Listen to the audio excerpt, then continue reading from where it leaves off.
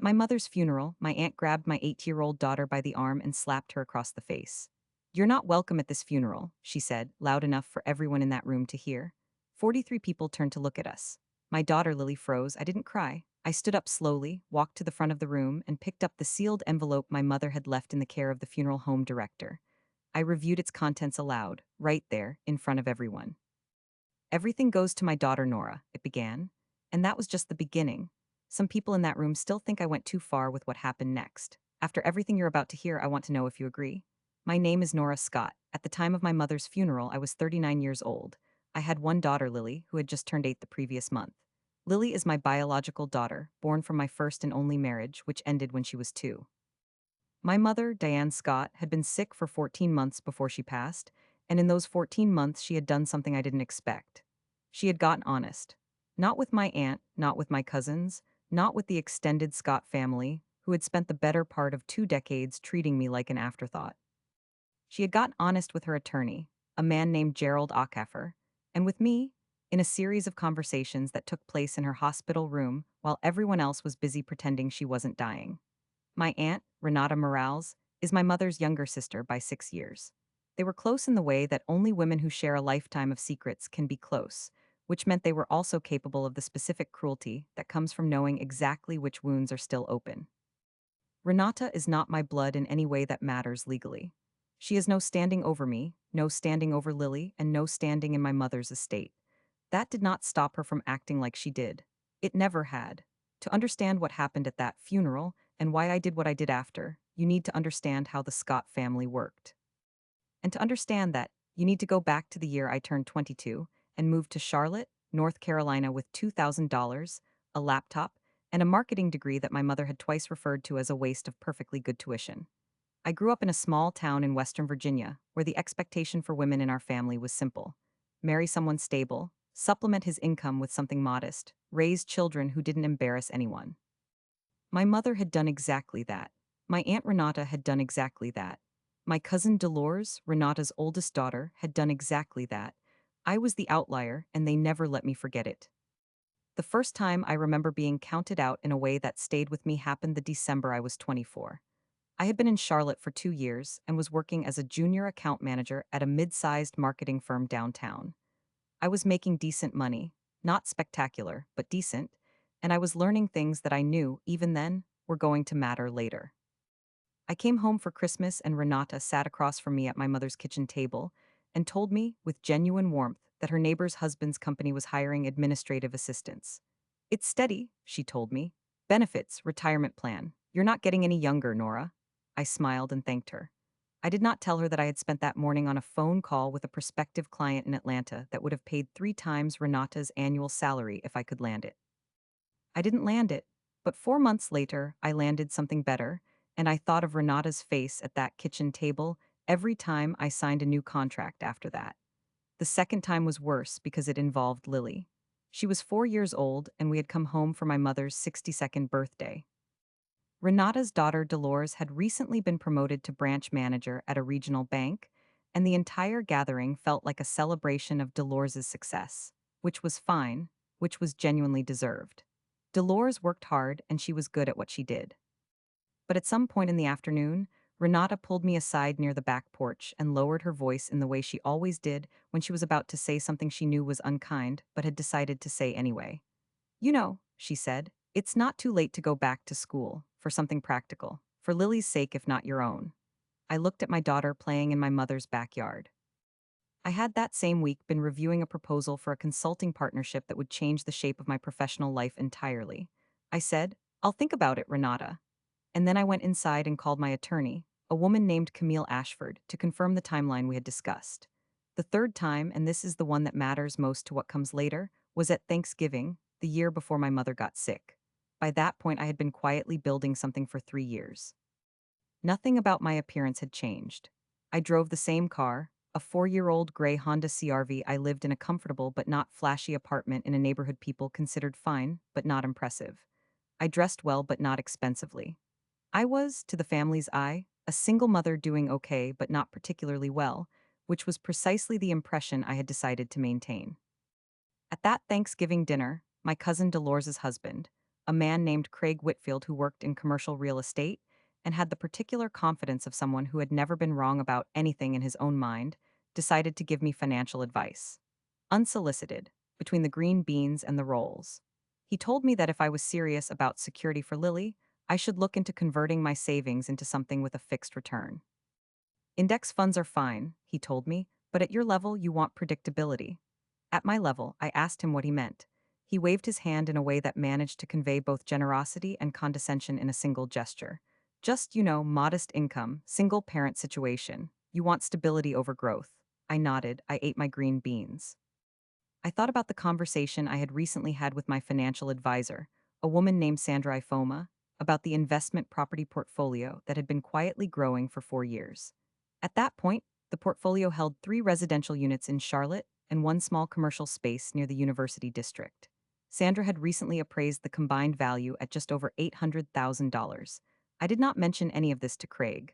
I asked him to pass the rolls. If you have ever been counted out by someone who had every reason to know better, you know exactly what that silence feels like. It is not weakness. It is patience with a plan behind it.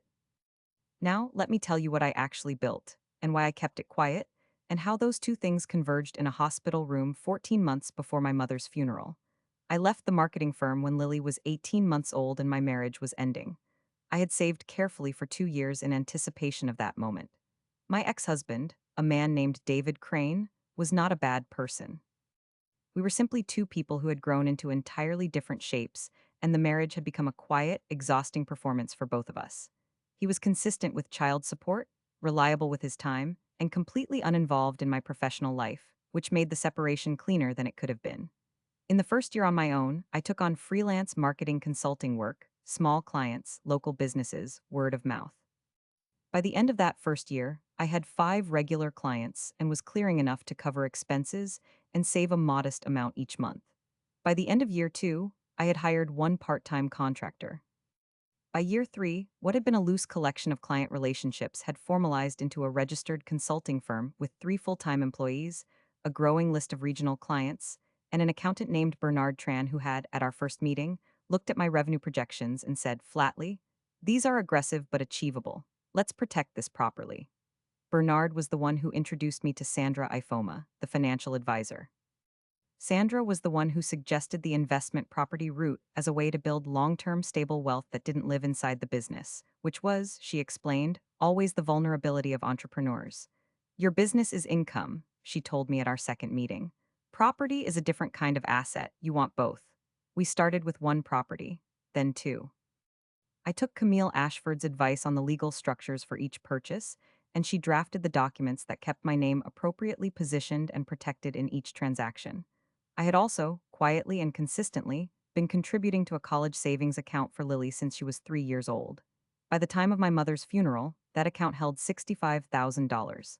Lily did not know this. She was 8. She knew that we were comfortable, that she had what she needed, and that I would handle the rest when the time came. The business itself was not a secret in any dramatic sense. It was registered. It had a name. It was findable if you searched for it. But I had never mentioned it to my mother's side of the family because I had learned, through years of careful observation, that information shared with Renata Morales was information that would be evaluated, reduced, commented upon, and ultimately used as the foundation for some new version of advice I had not asked for. So I simply didn't share it. My mother knew. She had always known.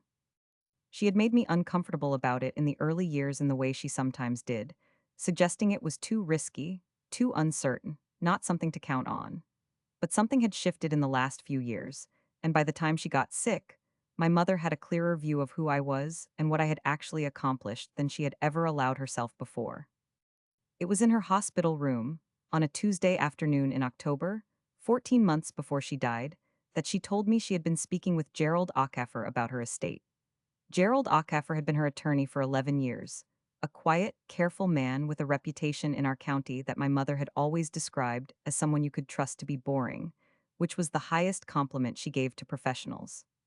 She told me that she had revised her will 3 months prior and that she wanted me to know, before anything happened, what it said. The house in Virginia, the savings account, and the small parcel of land adjacent to the property that had been in our family since before I was born, all of it, she said, was going to me and to Lily's future through me. I asked her why she was telling me now. She looked out the hospital window for a moment. Because Renata is going to make it difficult, she said. She always has. I want you prepared. I went to see Camille Ashford the following week. Not because I needed to take any action yet, but because my mother's word wasn't enough on its own, and I wanted to understand the legal landscape before the landscape changed. Camille reviewed the situation and made a note that I should request a copy of the will directly from Gerald Ockhaffer's office once it was appropriate to do so.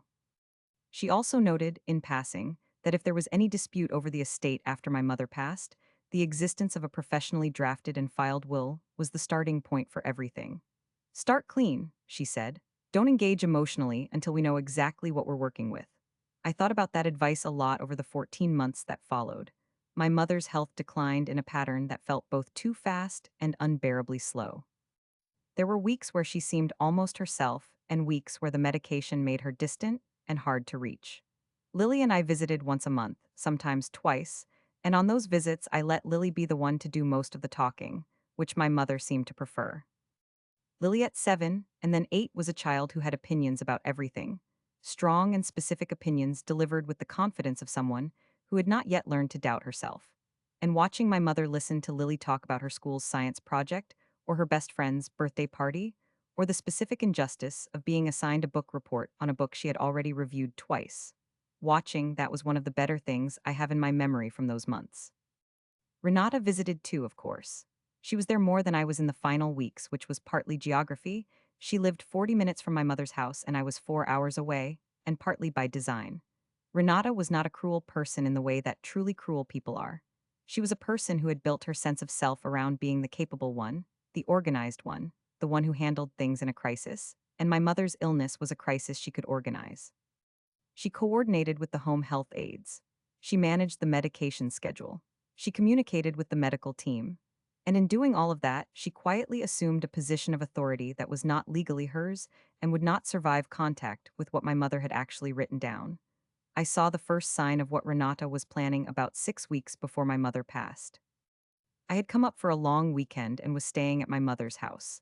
And on Saturday evening, Renata came by with Dolores and a bottle of wine, and the three of them sat in the living room while I put Lily to bed. When I came back downstairs, the conversation stopped in the particular way that conversations stop when the person being discussed has just entered the room. Renata recovered quickly and poured me a glass of wine, and we talked about my mother's condition and the home health schedule, and at some point Dolores mentioned, very casually, that she had been thinking about what would happen to the house after. It's such a beautiful property, she said. It would be a shame to sell it to strangers. I looked at my glass. I said, of course, decisions like that involve the whole family, Renata added, and her voice had the particular even quality it took on when she had already made up her mind about something and was simply narrating a decision as though it were still open. Of course, I said. I went to bed that night and sent Camille Ashford an email. I think we should schedule a call for Monday, I wrote. Things are moving. Camille called me at 7:15 on Monday morning. We talked for 40 minutes. By the end of the call, I had authorized her to formally request a certified copy of the will from Gerald Ockhaffer's office. And I had also asked her, quietly, to begin preparing for the possibility of a contested estate claim. Not because I think we'll lose, I told her, because I want to be ready to end it fast if it starts. That's always the right approach, Camille said. For weeks later, my mother passed on a Wednesday morning at 5:40 in the morning, with Renata in the room and me 4 hours away on the other end of a phone that had rung at 5:31.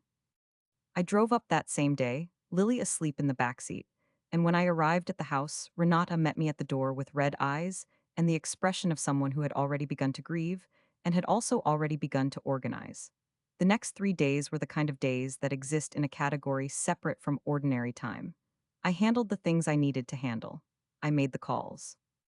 I sat with my mother's body at the funeral home and looked at her face and tried to locate the version of her that had told me, 14 months ago, that she wanted me prepared.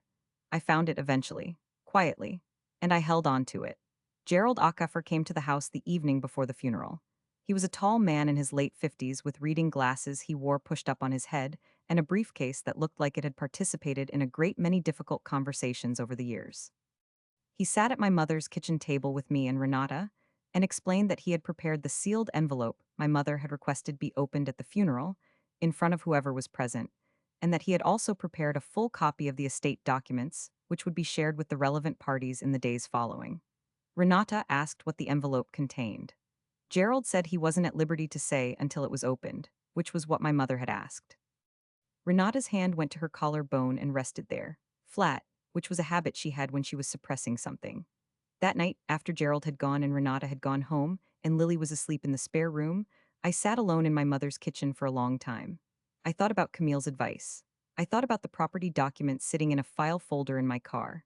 I thought about the $65,000 in Lily's college fund and what my mother would have said about it. She probably would have said it was sensible, in the way she said things were sensible in her later years when she was no longer trying to manage my choices and had instead decided to simply observe them. The next morning, I got Lily dressed in the dark blue dress she'd worn to her school's winter program. She looked at herself in the mirror and said, "Is this okay for a funeral?" And I told her it was perfect. She asked me if she was going to have to be sad the whole time. I told her she could feel whatever she felt. She thought about this for a moment and then said, "Okay, but can I bring my book?" I told her she could bring her book. The thing about Lily that I want you to understand, before we get to what happened at the funeral home, is that she was not a fragile child. She was curious and direct, and she asked the kinds of questions that made adults straighten up in their chairs. She was also, underneath all of that, a child who had been raised in a home where she was loved consistently and completely, and that foundation meant that when someone came for her, she looked surprised rather than broken, which in some ways made what Renata did worse to witness. Everything I had built, everything I had protected and prepared and quietly moved into position, was about to be tested. Not in a conference room with attorneys, not in a formal legal proceeding.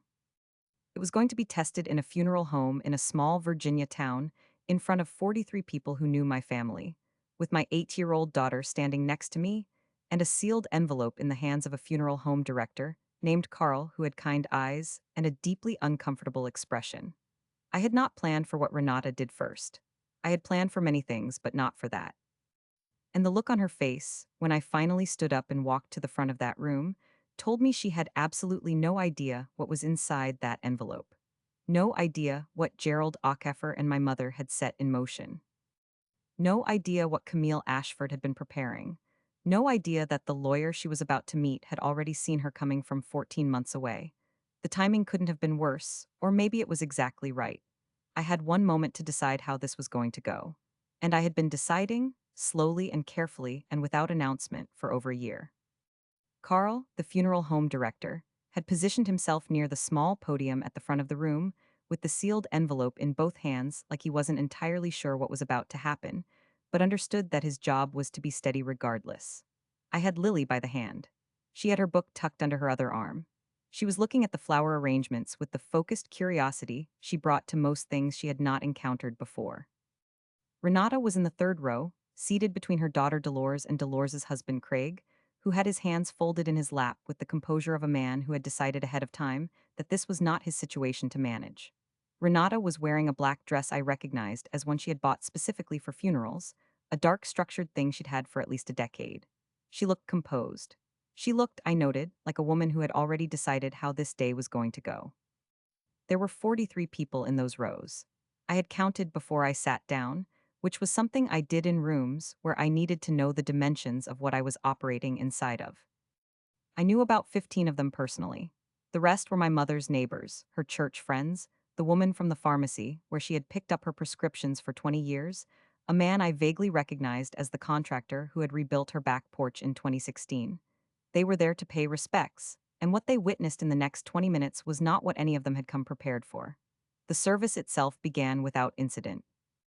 The minister, a soft-spoken man named Reverend Desanya, who had known my mother from her congregation for 12 years, spoke for about 15 minutes about her quietness and her consistency, and the particular way she had of making people feel considered. It was accurate. It was kind. I sat in the front row with Lily pressed against my side, her book closed now, her eyes on Reverend Desanya with the patience she deployed when she had decided something was important. When Reverend Desanya finished, he nodded to Carl, and Carl stepped forward with the envelope. That was when Renata moved. She stood up from the third row without being asked and without looking at me, walked to the side of the room, and then, in a motion I still replay when I need to remind myself why everything that came after was necessary, she reached out and grabbed Lily by the arm. My daughter had been standing 2 steps away from me, near the edge of the first row, holding her book. Renata pulled her backward and then brought her hand across Lily's face with a flat slap that made a sound in that quiet room that I cannot describe with any word other than sharp. "You're not welcome at this funeral," Renata said, not a whisper, not under her breath. A full voice, controlled and decisive. The voice of a woman who had decided she was in charge. Lily did not cry. She looked at her hand, which had gone to her cheek, and then she looked at me. What happened in my body in that moment is not something I have ever been able to organize into a clean description. The closest I can come is this: everything that had been running at a low strategic hum for 14 months went completely, absolutely still. The calculus dropped away. The patience dropped away. Every careful conversation with Camille, every document filed, every quiet decision made, all of it narrowed into a single, very clear point of focus, which was my daughter's face and the red mark appearing on her cheek. I did not raise my voice. I did not rush. I walked to Lily, put my hand on her shoulder, and looked at her directly. "Go sit with Carl for a minute," I said. "Right there, okay? I need to do something." Lily looked at Renata, then back at me. "Okay," she said, and she walked to Carl, who had the presence of mind to put a gentle hand on her shoulder and angle his body slightly in front of her. Renata was already speaking again. "She has no business being here. This is a family matter and Renata," my voice was not loud. It had a quality I had not used before in this family's presence, a flatness that stopped her mid-sentence better than volume would have. "Sit down." "Excuse me?" I did not repeat myself. I turned to Carl and asked him for the envelope. He handed it to me immediately. I broke the seal, unfolded the letter inside, and reviewed its contents aloud. Standing at the front of the room my mother had chosen for this, in front of 43 people who had come to say goodbye to her and were now watching something else entirely. My mother's handwriting was in the opening paragraph, which Gerald Ackaffer had told me she had insisted on including before the formal legal language began. I reviewed it aloud. "To whoever is in this room, I want to be clear about something before Gerald's words. My daughter Nora has taken care of me in ways that most of you never saw. Everything I leave behind, I leave to her. Not because of obligation, because she earned it. Don't make this ugly. I asked you not to." I folded that portion and set it on the podium. Then I reviewed the formal section, the part Gerald had drafted, the house. The savings account, which held $114,000. The parcel of land adjacent to the property. All of it in a properly executed, witnessed, and filed will to Nora Scott. The room was very still. Renata had not sat down. Her hand was against the pew in front of her, fingers pressed flat against the wood, and she was looking at me with an expression I had never seen on her face before, something between fury and the first dim awareness that she had miscalculated badly. Dolores, in the third row, had put her hand over her mouth. Craig was looking at the floor.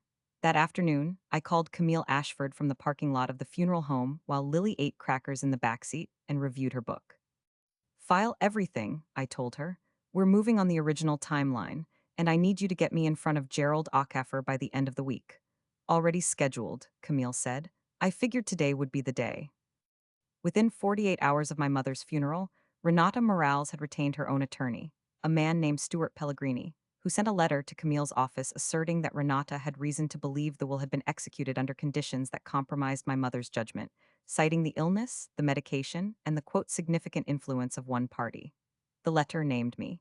It used the phrase undue coercion. Camille forwarded it to me with a single line: "Good.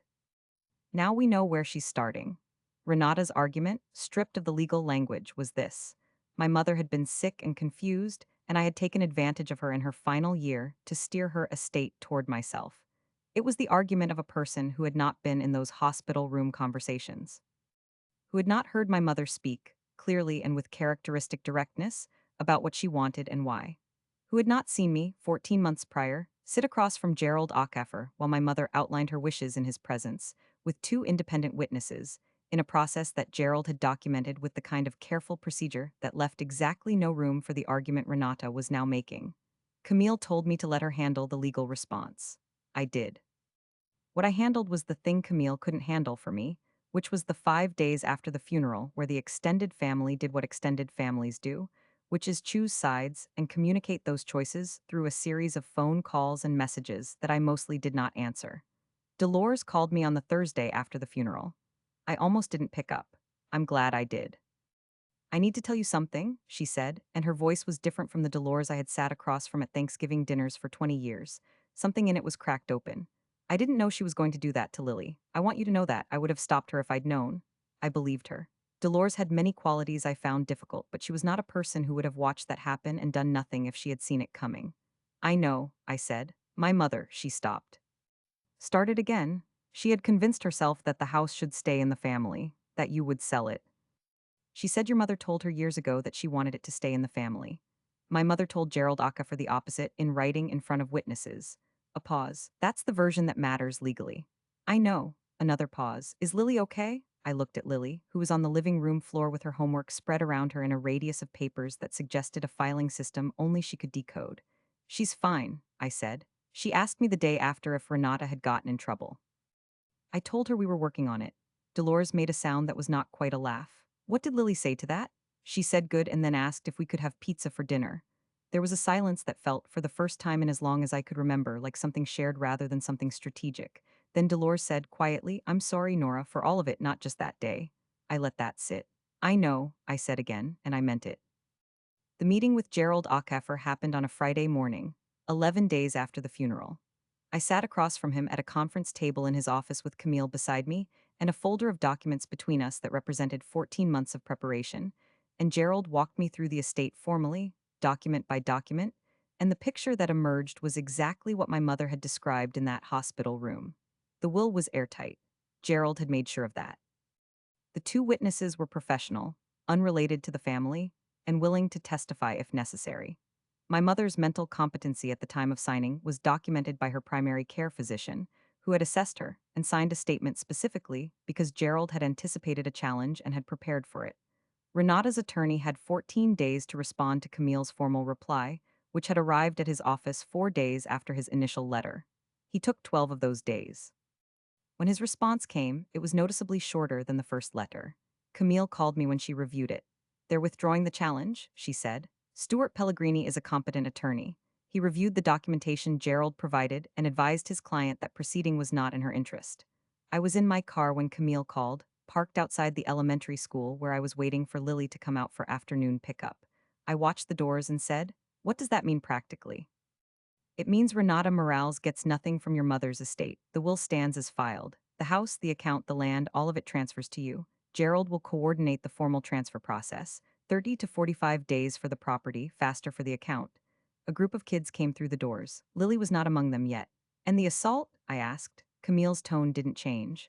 I spoke to the sheriff's office the day after the funeral. They took a report. Given Lily's age and what happened, they categorized it as a matter of record and indicated that charges could be filed if you chose to pursue them formally. I recommend you consider it. I had been thinking about this for 11 days. I knew what I was going to do and I had known for a while, but I had wanted to wait until the estate matter was resolved before I made the decision, because I didn't want the two things to look connected in a way that could be misread. I want a file, I said. I want there to be a formal record. I'll contact the sheriff's office Monday morning. Lily came through the school doors at that moment, backpack bouncing, looking around the pickup line until she spotted the car. She waved with both arms the way she did when she was happy to see me, which was most days, and I waved back and unlocked the door, and she climbed in and said immediately, "Can we listen to the Frog podcast?" "Yes," I said. "We can listen to the Frog podcast." The confrontation with Renata directly did not happen in a dramatic public setting. It happened in Gerald Ackefer's conference room 3 weeks after the funeral, with both attorneys present, because Renata had requested a formal meeting to, as Stuart Pellegrini had put it, discuss the transition of the estate in a collaborative spirit. Camille had advised me to attend. She wants to negotiate something, Camille said. Let's find out what. When I walked into that conference room, Renata was already seated. She looked, for the first time I could recall, diminished. Not in a satisfying way, exactly. More in the way of something that has been running on a particular fuel for a long time and has finally run out. Stuart Pellegrini was beside her with his notepad and his expression of careful neutrality. Gerald Ackefer sat at the head of the table. Camille took the seat beside me. For about 30 seconds, nobody spoke. And Renata looked at me across the table and said, I would like to discuss the land parcel. Camille had briefed me on this possibility. The land adjacent to my mother's house had been in the Scott family for 3 generations, and Renata had, apparently, harbored a belief for decades that it would eventually be distributed among the broader family, rather than going to a single heir. Whether my mother had ever said this, or whether Renata had constructed it from something more ambiguous, I did not know. What I knew was what the will said. The land parcel is part of the estate as filed, I said. It transfers with the house. Renata's attorney started to speak, but she put her hand on his arm. I'm not questioning the will. A pause, and I could see the cost of that sentence in the way she held herself very still after it. I'm asking whether you intend to sell it. I haven't decided. Your mother always said, she stopped, looked at the table, started again differently. That land has been in this family since before you were born. It has been in this family since before your mother was born. I am asking you, not as a legal matter, as a family matter, whether you would consider keeping it. And here was the thing about Renata Morales that I had understood for a long time but had never said out loud to her directly. She was not wrong that the land mattered. She was not wrong that it had history. What she was wrong about, profoundly and possibly irreparably wrong about, was the method she had chosen to try to secure that history. She had slapped my 8-year-old daughter in a funeral home. She had challenged my mother's final wishes in a legal filing that called me a manipulator. And now she was sitting across from me asking me, as a family matter, to consider her feelings about a piece of land. I let the silence sit for a moment. Gerald was watching me. Camille was watching me. Stuart Pellegrini was watching his notepad. Renata, I said, I am going to tell you something, and I want you to hear it clearly. I kept my voice even, not cold, just exact. You put your hand on my daughter. In a room full of people at my mother's funeral, you slapped my 8-year-old child across the face. Whatever conversation we might have had about land or houses or family legacy, that conversation became impossible the moment you did that. Renata's chin moved slightly, the way it did when she was holding something back. I reacted. I was grieving. You made a decision. I did not raise my voice. Grieving people make decisions, that was yours. Stuart Pellegrini cleared his throat. My client understands that the incident at the funeral home was. I have filed a formal report with the sheriff's office, I said. That process is separate from this one and will continue separately. That is not negotiable. The room changed. Renata looked at her attorney. He looked back at her with the expression of a man who had told a client something she had not wanted to hear and was now watching the moment he had predicted arrive on schedule. A formal report, Renata repeated. Yes, Nora, she's your family. Whatever I did, whatever you think of me, I know exactly what I think of you. Still even, still exact. And I know what my mother thought because she wrote it down and filed it with an attorney. The estate is not something I am prepared to discuss informally. If you have a legal question about the transfer, your attorney can direct it to Camille. This meeting is done. I looked at Camille. Camille looked at Gerald. Gerald, who had spent 11 years watching my mother navigate the particular geometry of her family, and had understood, probably from the first conversation they had about this will, that it was going to arrive at something like this, picked up his notepad with the deliberate unhurriedness of a man who had seen many rooms and many tables and many moments where everything that needed to be said had been said. I think we have what we need, he said. Renata did not move immediately. She sat at that table for a moment longer than everyone else, and in that moment something passed across her face that I had not expected and did not entirely know what to do with. It looked like grief. Not performed grief, not the grief of someone losing an argument, but something older and more genuine. She had loved my mother, that was true. She had also decided that love gave her authority it did not, and that the distance between those two things was the distance across which everything had broken. She stood up and she looked at me and she said, "She loved you, I know that." Her voice was different now. The composure that had been her primary instrument for as long as I had known her was simply absent. I just didn't think, she stopped. I thought it would be different. I did not answer. There was nothing to answer that would have been true and also kind, and I was too tired to find a version of the truth that was also a comfort to the person who had slapped my daughter. She left the conference room. Stuart Pellegrini gathered his documents and followed. The door closed. Gerald set his pen down on his notepad. Camille exhaled. I looked at the surface of the conference table and thought about my mother's voice in that hospital room, the particular way she had said, "I want you prepared," and how I had understood even then that prepared was a word that was doing a lot of work. The formal criminal matter was resolved 4 months later. Renata accepted a plea arrangement that resulted in a misdemeanor conviction for battery, a fine of $800, and a court-mandated requirement to complete an anger management program. Stuart Pellegrini had advised her correctly that going to trial on the underlying facts, a woman striking an 8-year-old child at a funeral in front of 43 witnesses, was not a scenario with a favorable outcome. The conviction was a matter of public record. I did not pursue civil damages. Camille asked me once whether I wanted to, and I said no because the point had never been money. The point had been that it was documented and permanent and true. The estate transfer was completed 41 days after the meeting in Gerald's conference room.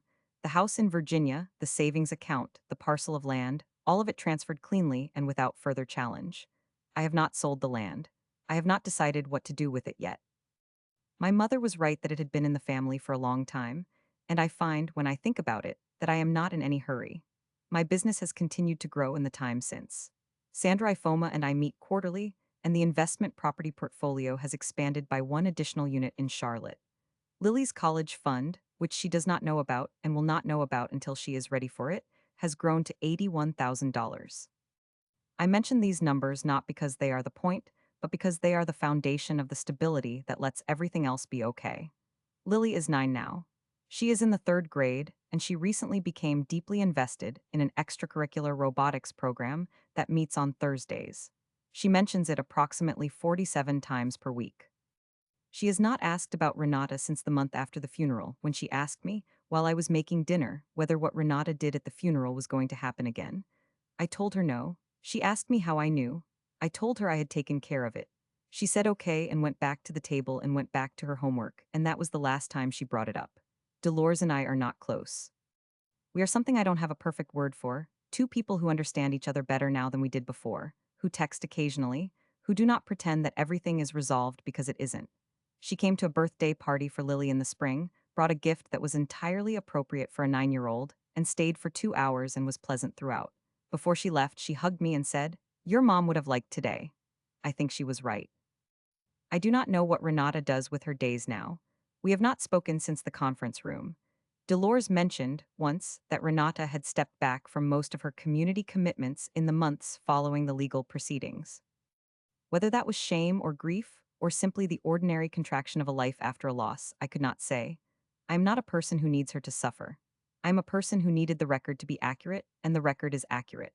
What I think about sometimes, when I am driving Lily to school, or sitting with Sandra going over numbers, or standing in the kitchen while the Frog podcast plays from a speaker on the counter, is my mother in that hospital room saying, "Don't make this ugly." She was asking Renata, I think. She knew me well enough to know I wouldn't be the one to make it ugly. She also knew me well enough to know that if someone else started it, I would finish it. She spent 14 months making sure I had everything I needed to do that. That was the last thing she gave me, and it was not a small thing. So, did I go too far, or not far enough? I want to know what you think.